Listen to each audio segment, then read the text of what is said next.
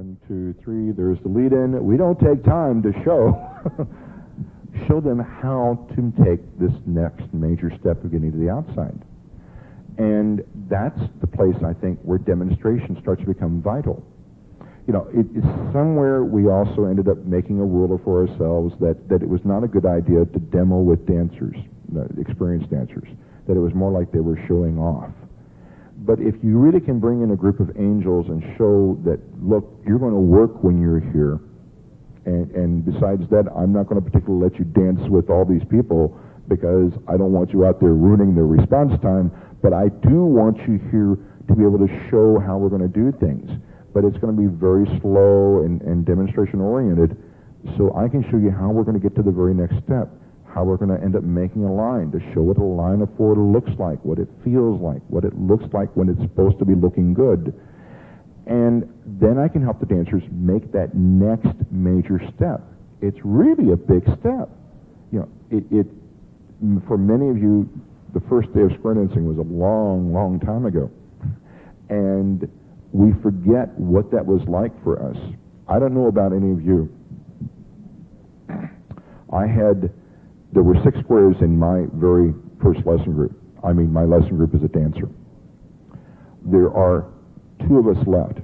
Now, admittedly, this was 62. So, yeah, there's some people that died. But there are 2 of us left out of it. Both of us are callers. It's kind of an interesting view there, that the only 2 that survived in square dancing are now callers and active in it, and the rest of them are gone from the activity. Now, I don't want to paint a picture that they all dropped out. People go on to different places, die, and things along that line. But that's kind of an important statistic, and I want you to think back to your own first lesson group, however long time ago that was, and how many are still dancing from that lesson group. And not only that, but if you can reach back to the very first night of what bodies did you see that night that didn't survive until the end of the lessons, and where do we start to lose them? Where do they start having difficulty? You really will see that it's much earlier in the education process. It's not when Spin Chain 3 gets introduced.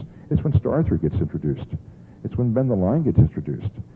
Those are the places that are really crucial in our teaching process, and we don't give enough emphasis to how hard they are, and talking and communicating with the people to show them how to get past that point. I think that triage is an important idea. I think realizing that there are people that will not learn our activity and being willing to find a way to get them out of the lesson group so that you can help the people that you are teaching.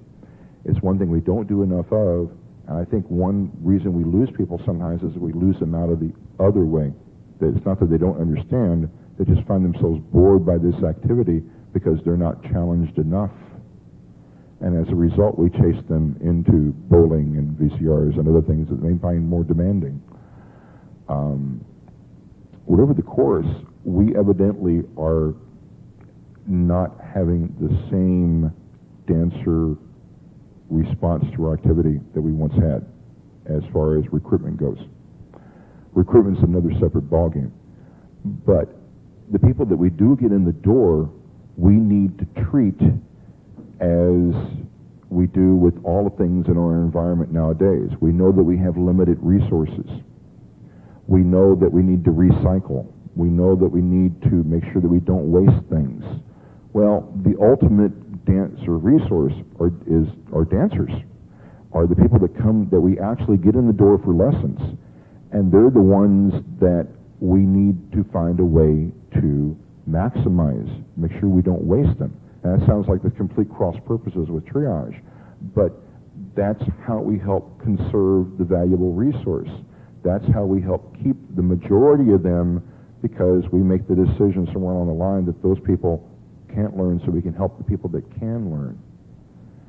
So somewhere along the line, we need to realize that we need to not waste the people that come in the door.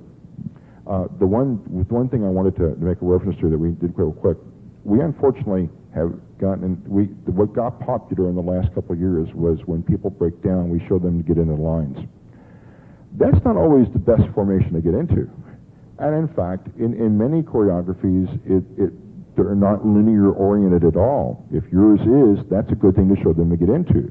But if you spend more time in ocean waves than you do in lines of 4, then you need to go ahead and tell people, well, have the heads pair off and step to a right-handed wave. Because chances are you'll be back there first before you'll be back in the line. You've got a better chance of getting to that point than getting to something else. If you're more box-oriented, like A-chain through positions, then tell the heads to step in the middle and get into an A-chain through position. Whatever you feel like your choreography is based on or structured towards, that's the formation you need to tell broken down squares to get into and not tell them automatically to get into a line of 4. And chances are the A-chain through or the ocean wave is one they can get to easier than the line of 4. The line of 4 tends to be cattywampus and doesn't really get organized well, and it doesn't really structure itself well. You'll find that people can make an ocean wave a lot easier because it won't turn into an Alamo ring on you, as those lines of 4 tend to turn into circles on you. And the same thing goes for just simply going back to the A-chain through setup. You'll find that that's probably least disruptive to your choreography to get back into an A-chain through or get back into a right-handed wave with 1 sex on the end than trying to get back into a line of 4 that with the girl on the right. Yeah, I think so. Yeah, would be good at this time. And then we'll come back and talk question-wise with each other about it, because I think I'm generally done with some lecture at this point. So, yeah. So why don't we take enough warm bodies to be able to do this.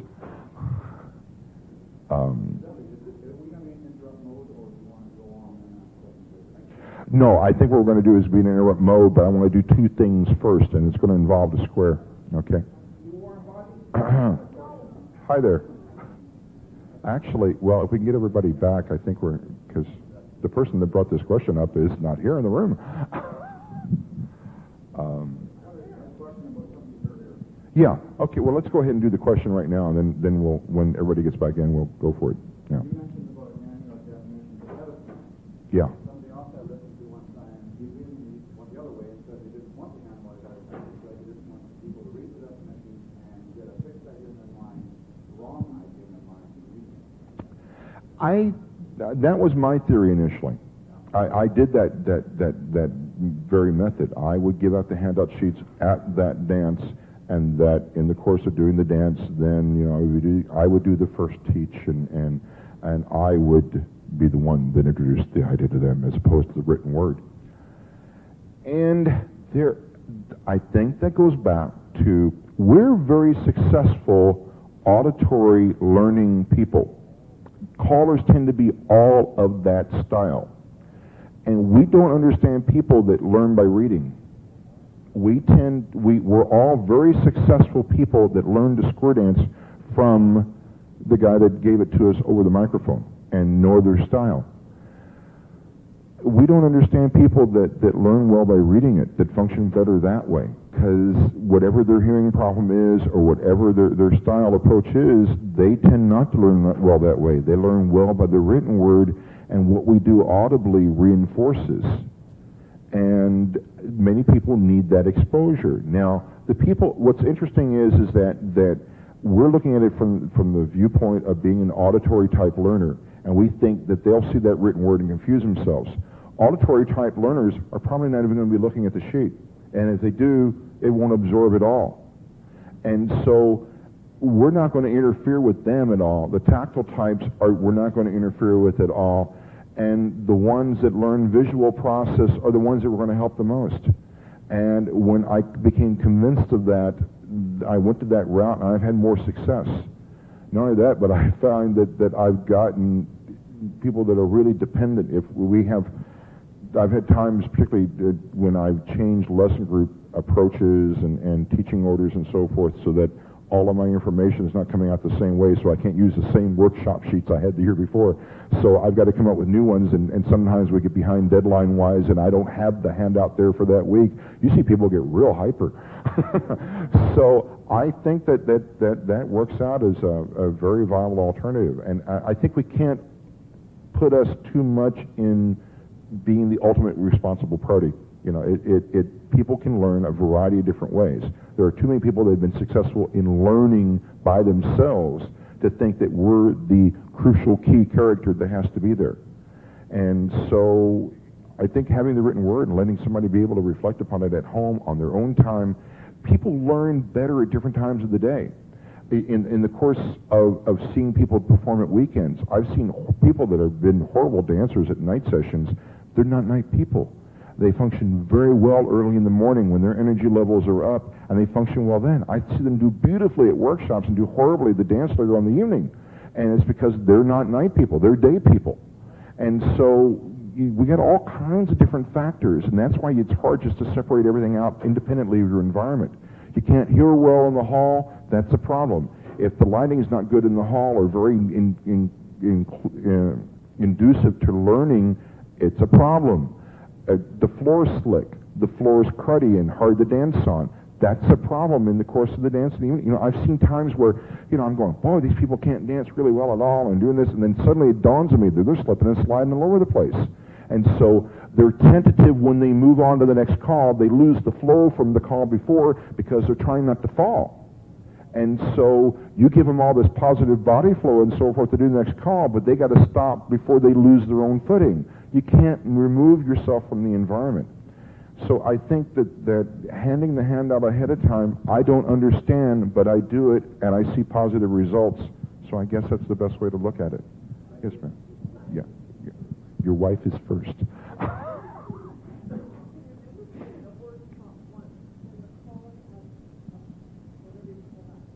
Yeah. Easel. Mm-hmm. Yeah. Mm-hmm.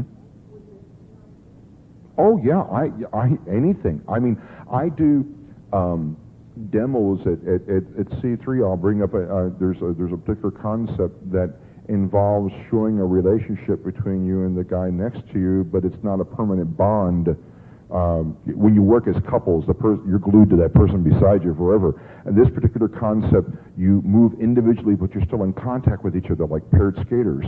Well, if I bring up 8 dancers to demonstrate it, you see too much chance of the teamwork not being able to be seen. But if I bring up one other dancer and I say, okay, well, all the other dancers are over here, I want you just to watch 2 of us and how we dance together and see how we never lose contact with each other. And that's easier to teach that way than getting up 8 dancers, even though it's an 8-person type call. You know, because they can see the 2 individuals that you really want. Now, if you could find a way to put like red ponchos on just those 2 people and dance them in the square so they could track the 2 that you wanted them to track, that'd be one way of doing it. But another way is just simply demonstrating with the 2. So it's anything that can work, because these are desperate times, folks. We're not getting enough bodies in the door. We need to keep the ones that get in the door, and anything we can do to keep them from going out the door, other than the ones we have to make the final decision on, then we got to do it. Yeah.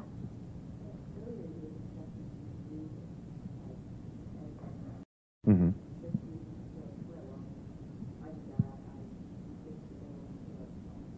Mm-hmm. Yeah. I think so. I think as far as, it depends on what you're ignoring them for, okay? There are so many decisions that we have to make from behind the microphone. And what you're looking for at a particular point in time during a teach is the dancer response. How effectively my words came across in producing their movement out on the floor, and what problems they may be encountering in understanding that. And that's what I got to dismiss that square for. Because even though, 2 individuals you would think wouldn't have that major effect, but to that degree, they solidify one side, and then the other square becomes solid based on that judgment. And so, suddenly you got a very good square back there that really isn't. And it's because they've got somebody that they're secure with. And even just the security of relaxing with them. So much of what we do in learning and teaching and calling depends upon the relaxation of the square.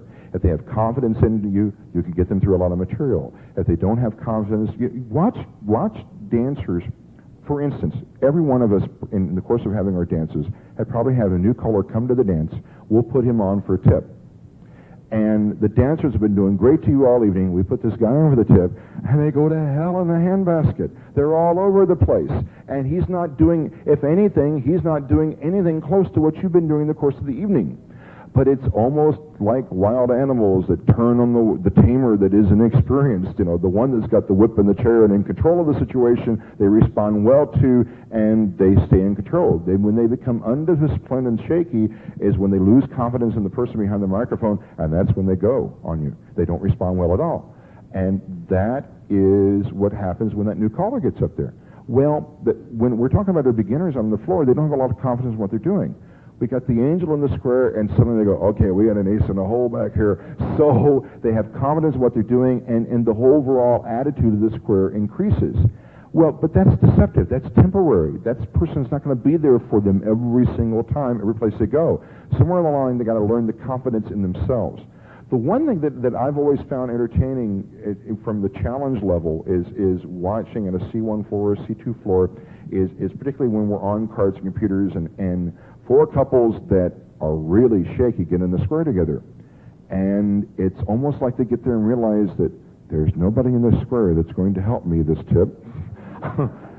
And if I want to take a break, that's fine, but if I want to dance any of these figures, I'm going to have to take more responsibility upon myself.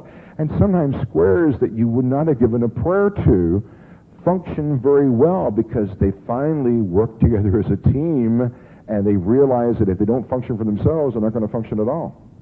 So that's exactly right. I don't want them part of my decision process as far as how I'm teaching. I may want them as part of my decision process for resolving the square. I may want them for other things, but I don't want them to tell whether, they've learned this, I need to go on. They cloud things. I need a demo square for two things here. So can we get 8 dancers up here? Yeah. It's amazing. I had a willing victim come up to me here and show me something. So, yeah. Can we back the chairs up there because we're going to probably need the room.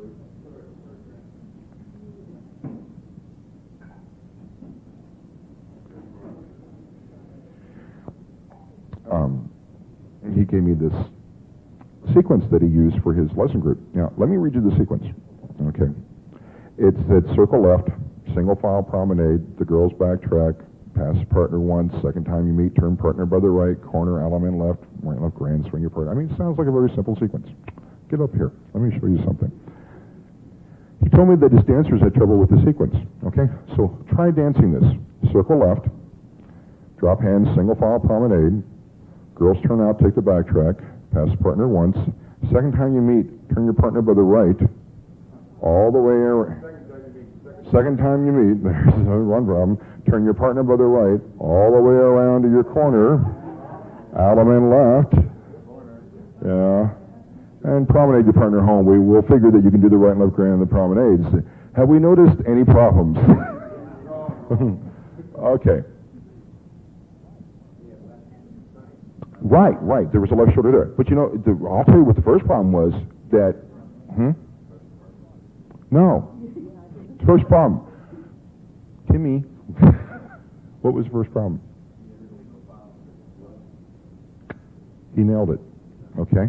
The thing we thought they would get through without any problem. Very first day of lessons, we told people the promenade had your left shoulder to the middle. In fact, on the right and left grands, we forced that guy to turn that girl around to promenade with him so that she would have a left shoulder in. Okay? We have drilled that in.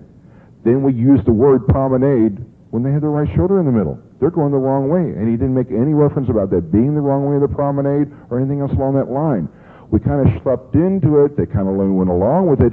But now they're confused, And so that's the first issue that happened here. Everybody go ahead and quarter left so that we're facing the reverse promenade direction, which is where we were at that point. Girls, go ahead and take the backtrack guys don't move. Girls, go ahead and take the backtrack and go all the way around until you meet your original partner here, okay? And stop there shoulder to shoulder with your original partner there by the left, yeah. Okay, now, at this point is when he wanted a turn by the right. We have the wrong shoulder for a comfortable turn by the right. That's still not bad, but he didn't realize that he created a problem here. And one of the problems that he created by wanting to turn by the right is he created the cross action of the hands. Reach across and join rights. Don't adjust up. Reach where you are with the right hand. This is the juncture when they first started to hit by the right. Cross-extending, which is what we're here trying to function to do, is one of the hardest things to teach in the course of advanced and challenge lessons, and is only in the course of those levels, right? And yet, at what lesson are you in? Seventh lesson, we're trying to introduce cross-extend to beginner dancers, okay? Now, let me also show you what happens on cross-extends. We're, at this point in time, we haven't quite adjusted our body to turn towards each other, okay? So, what happens is when they finally met, they turned out like this to get comfortable, which meant they turned a quarter in the wrong direction already from where they want to turn. Your phraseology that you used was turn all the way around. Well, all the way around, folks, isn't 4 quarters this time. Start to count walls to turn all the way around to the corner. 1, 2, 3, 4, 5 and a half to finally find a corner for the salamander left, yes. And you see that now, go ahead and screw your sets. So you see what happened here was that on the surface, this was set up for very good dancer accessibility as far as the terminology goes, okay? It was dancer accessible because instead of talking about the heads and the sides and the bows and the bells and whatever, it was talking boys and girls. It doesn't take any great genius to recognize that for the most part. So that was pretty good. But we made a slang version of our word promenade, just to mean any time that you're moving around in single file. Then we complicated matters by making it more hard to get to a handhold that was correct, because we didn't use the convenient one, we used the inconvenient one. Then we used the terminology full around, which is meaningless because it didn't mean anything. It didn't resolve to walls. You weren't even in a comfortable position to relate to walls. You were relating to corners of the hall. We weren't really set up with our test being dancer accessible. Our test was really set up for dancer failure and not dancer success. And that's a simple circle sequence. There's nothing hard or complicated about that from looking at it from the point of view of being experienced square dance callers. That's something you obviously would do first nighters and that type of thing.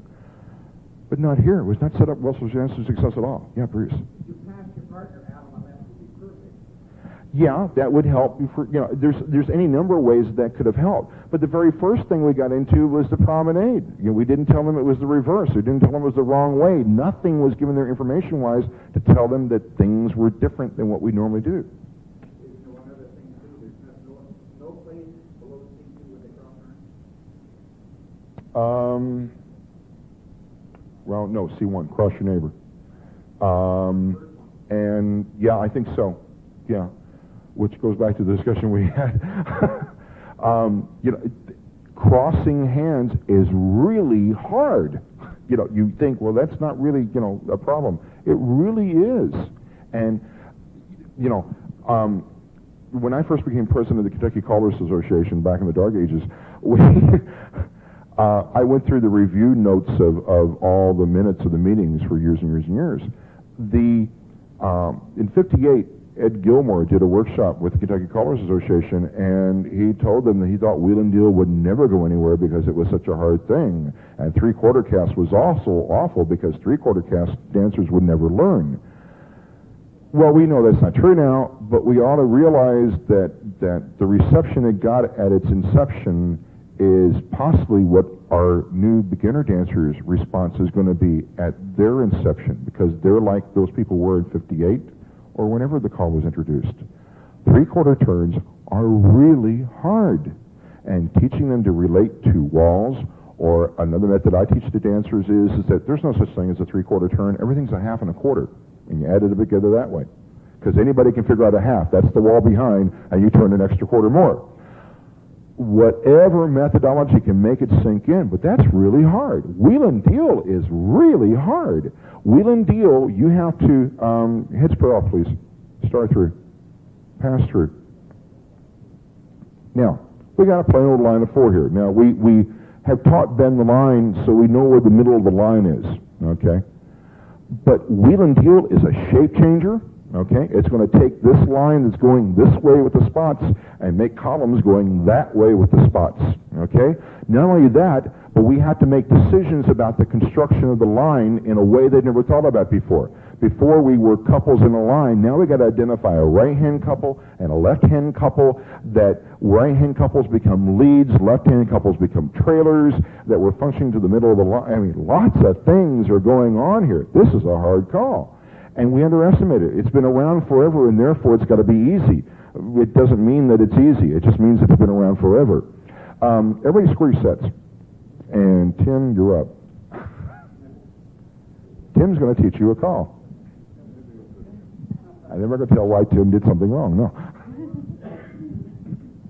First thing, you're going Sorry. to be free. Thank you. Okay, head step forward, face the corner. Touch a quarter. Centers trade, and the centers run. And do a Ferris wheel. And the boys pass through. Okay, I'm going to teach you the current, I don't know if it's current, but it's the advanced quarterly selection for one of the quarters. Nevertheless, it's called a rotary spin, and it goes like this. I maybe should have set this up so that you had more space to do this, but this is what happens. No, we'll leave reality the way it is. Okay. In your limited amount of space, this is basically what's going to happen. If you're in the center, right now that's the boys, you're going to do your part of a right and left through, and then individually roll. That's what your part does. If you're in the center, you do a right and left through, and then individually roll. If you're the outside people right now, that's the girls, you do a right pull by, because you have to help the guys do their right and left through. Then you're going to step to a left hand wave into the middle, straight ahead of you, and then left cast off 3/4. Okay? So once again, if you are the centers, that's the boys, you're going to do a right and left through, and then individually roll. Don't do it yet. Can't do it yet. Okay? So boys, you're going to do a right and left through and individually roll. Girls, you're going to do a right pull by, step into a left hand wave, and do a left cast off 3/4. Ready? Here we go. Rotary spin. Boys turning and roll, girls casting off 3/4. You're done. You have a wave. Good. Do I teach it again, or? Yeah, go ahead and do a couple more times Okay. with them, and then by that time Bruce will be able to, and I'll be able to cross-examine you on the microphone. Okay. With the right hand hinge, centers trade, and centers run. Turn around, Russ, you'll be all right. Good. Bend the line. Pass through, and do a wheel and deal. 4 boys pass through. So once again, if you're in the center, you're going to do a right and left through, and then individually roll. If you're on the outside, that's the girls right now, you do a right pull by, step into the middle left-hand wave, and cast off 3/4. Okay? It'll end in a wave with the girls will be in the middle and the boys will be on the ends. Rotary spin. Right pull by, boys turn and roll, girls step into a left-hand wave and cast 3. Beautiful. Centers trade. Hinge. New centers trade. Centers run and do a Ferris wheel. Boys pass through again. Okay? Once again, you know your parts. If you're center, you know what you do. If you're an end, you know what you do. Rotary spin. Right pull by, girls step into a left, boys turn and individually roll, and you got your wave. Okay? Hinge. Centers trade. Centers run. Couples circulate. Wheel and deal. So you put the girls in the middle and the boys in the ends, but the rule is the same. If you're in the center, you do your part of a right and left through, and then individually roll. If you're on the outside, you do a right pull by, step into a left-hand wave, and cast off 3/4. Okay? Rotary spin. Right pull by, boys step into a left wave, cast 3. Girls cursive turn and individually roll. You got it. Hinge. Centers trade. Centers run. Wheel and deal. Face them. Okay? So if you're in the center, you do a right and left through and individually roll, you'll become the ends. If you're on the outside right now, you do a right pull by, set to a left-hand wave, and cast off 3/4, and you'll end up in the center. Rotary spin.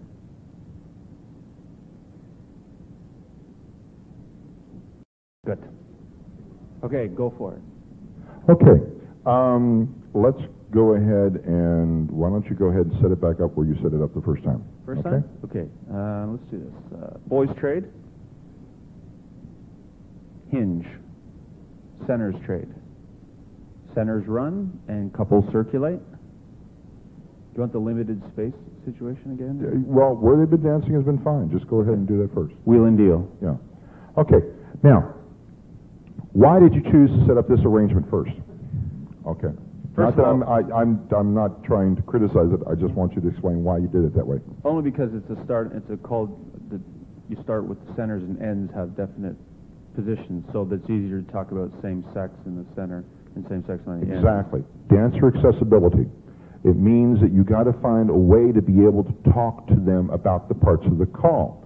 Now, Tim made the decision that the ending position needed to be able to be a place where he could talk about in an identifiable way, and that the identifying the dancers by centers and ends by also isolating their sex gave him another place to be able to talk to dancers about. It wasn't just their geographic location, centers and ends, it was boys are in the middle, so I could talk to the boys as centers, and the girls on the outside, I could talk to the girls that way. Go ahead and do your rotary spin. Yeah, pull by on the girls 3/4, the boys do the courtesy turn and roll, and you will notice that we ended up in normal ocean waves. So where he was to start with was not so normal. The text of the call, he was able to talk to people in a way that isolated their sex, and the ending position normalized. So we had to make a decision in the process of, is it the ending that's going to be the problem, or is it the beginning that's going to be the problem, or is it the text of doing the call where I need to be able to cue part of the problem? Making the decision that parts 2 and 3, remember definitions have 3 parts. Their starting position, what we do, and the ending position. That since 2 and 3 were the ones he analyzed as being the problem parts, then that's what he wanted to achieve success on. Now, let me show you why a different viewpoint may be different here. Everybody recycle. I don't believe, for instance, by looking at now you guys handle the right and left through and roll really well, okay? I've seen floors that do not handle the right and left through and roll well unless they're in a normal dancing position.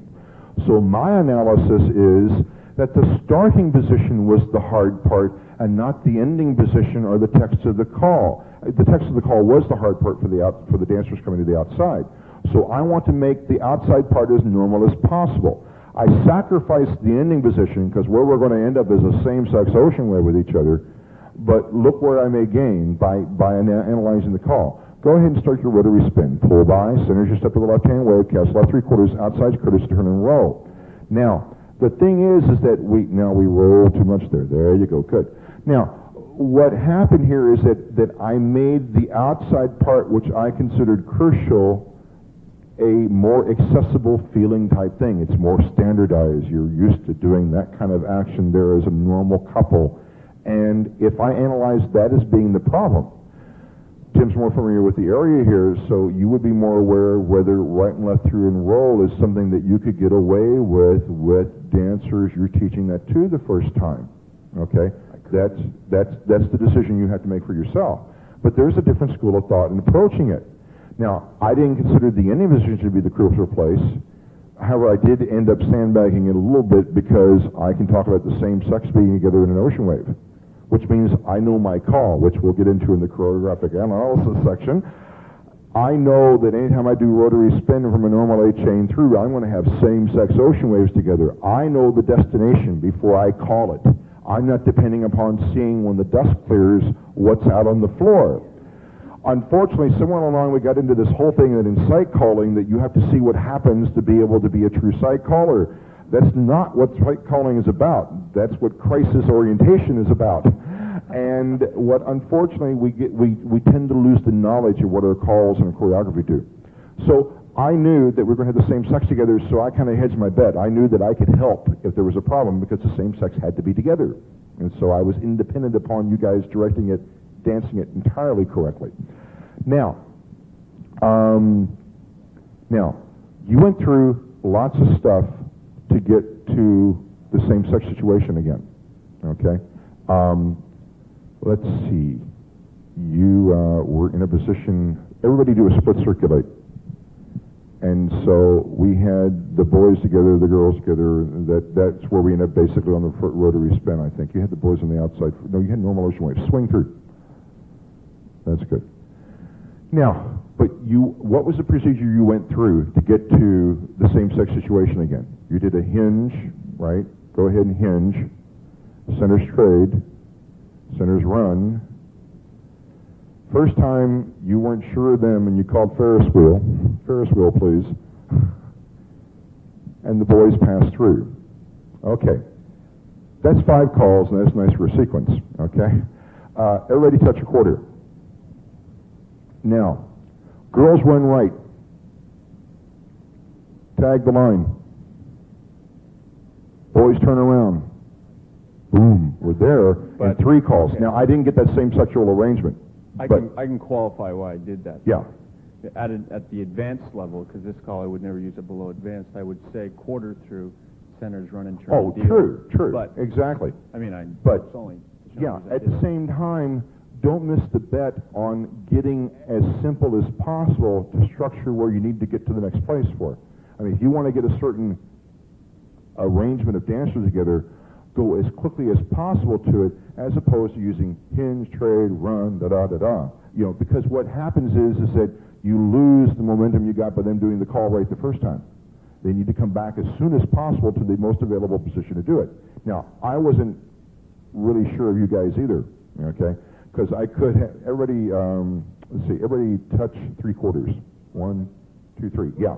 Touch 3 quarters first. Can you do that? Or do you want it? No, it's general question. Okay, give me 1 more quarter, please. Yeah, it's got. Yeah, you guys are fine. Good. Go. Why understood you want them back to do the call again? Yes. Okay, how about the 2 o'clock that you want to tell them they've done it correctly by getting them on that left if you can? Okay, that's another point, and can I get to that in just a sec? Hold it, okay? If I was more sure of you, everybody split circulate. See, I'm not sure at this point, at this level, whether you're going to be successful in doing split circulates from that type of wave setup. Recycle. See, that's the other thing I'm not sure of. But you see, 2 calls, I'm back where I need to be, okay? No, And you're so, not. No, you're not. I know, I got the guys on the outside. Give me a break. You're picking on me, I was picking on you. It's fair. But, so the thing is that I got to the sexual arrangement, which is where I want to be on that. Because I do use the same approach you do. I don't think I want to hear about your sexual arrangement. I got to boast about something. Anyway, the distribution to me doesn't matter at the ending position. Okay, my analysis is normally at the level that I would teach rotary spin is that I want to be able to talk to boys and girls on their roles. Okay, so it doesn't matter to me whether I have boys on the outside, girls in the middle, girls on the outside, boys in the middle, as long as I have that distribution so that I can talk to them. Okay, because I don't care at that point whether I get a normal ocean wave with the girls on the end or a normal ocean wave with the boys on the end, as long as I got 1 out there on the end and 1 in the middle. Okay, yeah. I have a quick question. Sure. What if it goes bust and 1 square gets it? Let's say you got 6 squares and the whole thing just goes bust. Nobody On understands. the walkthrough? But maybe one square gets it. On the Do you first factor- walkthrough or after 5 minutes or what? What are you talking about? After the first The very first exposure, okay, is I think you have to face reality at that point in time. If you're close to a salamander left, you know, the reason it's an old joke. Anyway, there was a gentleman that was responsible for teaching in Louisville, Kentucky, a number of the Colors colleges and so forth, and Ed had just done doing a one-nighter, and the lady came out and just raving about, oh my gosh, you're so clear, I can understand you so perfectly. It's the first time I ever understood how to do a salamander left. So, famous fleeting. So, it depends on where you are as far as resolve goes. I would say if you can resolve 1 or 2 calls, then you go ahead and do the resolve for the square that got it. If you're far away and this on top of it was not the square that you were looking at in order to resolve, bite the bullet, square them back up, you know, and you tell the people that did it correctly, yes, you did it fine, you did it well, but we got to think of the whole floor. Please go back home now, and we'll go through it again, and maybe I can explain it better, you know. That's the situation. And whether it's the fact that 1 square survived out of 6 or 1 square survived out of 20, you need to realize that, okay, it didn't. Whatever I thought strategy-wise that was going to work, it didn't work. And I either need to re-examine how I'm doing it strategy-wise or come back and maybe slow down. Everybody pass through and do a U-turn back. Now, you were very confident of the girl's ability to do the cast three-quarters. And what I always find in the course of doing this call is that, let me watch you do it one more time, since we've been standing around not doing it. Rotary spin.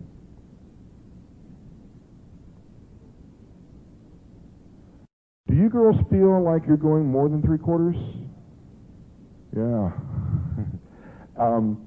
The thing is that the destined, you talk about stepping to the left-handed wave, and what I probably would have done is done this more piecemeal. Everybody quarter right. Past, no, I didn't say hinge, I said quarter right. That means in footprint, that's good. Pass through, do a U-turn back.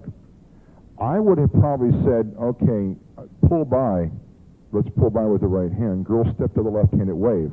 I want you to see this locked here. Because what happens is, in the course of doing this call, is girls, go ahead and step backwards out of that wave for a second. Is what inevitably happens is they start their three-quarter count here. They start to shake left hands, but don't step up with each other, okay? They start to count their three-quarter cast, and as a result, it feels longer than three-quarters. And what I try to do is lock them up shoulder to shoulder, and then start your three-quarter cast count, and you'll find, go ahead and do your three-quarter cast, that you'll find it'll feel more like three-quarters. Boys, do your courtesy turn and roll at this point. That's good. Yo. Just in defense of my own position here. The facing couple rule at the advanced level, would you not assume, or I would assume, that you're, because you refer to it quite often about at the lower levels when you expect them to step to a wave to accomplish the call, I also said to them, gave them the necessary information, although I didn't slow it down, you're correct. Yeah. But I would have expected that the responsibility of them to apply that rule would work, although you're right, in practice it doesn't. Yeah, it's, I mean, that's how and it depends upon analyzing the call to realize where the possible weaknesses can occur in the course of doing that.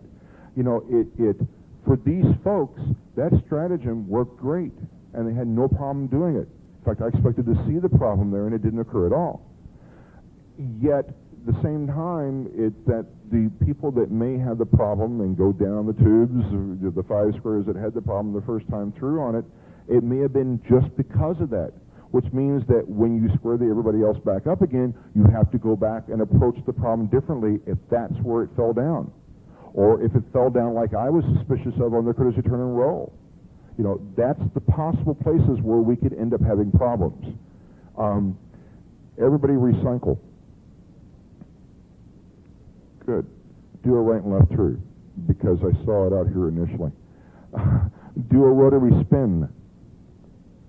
So what happens many times is that, now you guys were very careful about placing the girl on the roll, but what happens many times is that when in the heat of battle and the flow of moving to the music is that you get the roll away action out there, and suddenly the girl gets shoved in front of the guy. And you see that happen many times in the course of performing the call.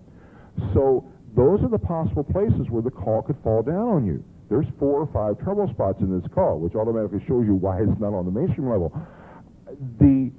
So that's analyzing to see where trouble can occur on the teach.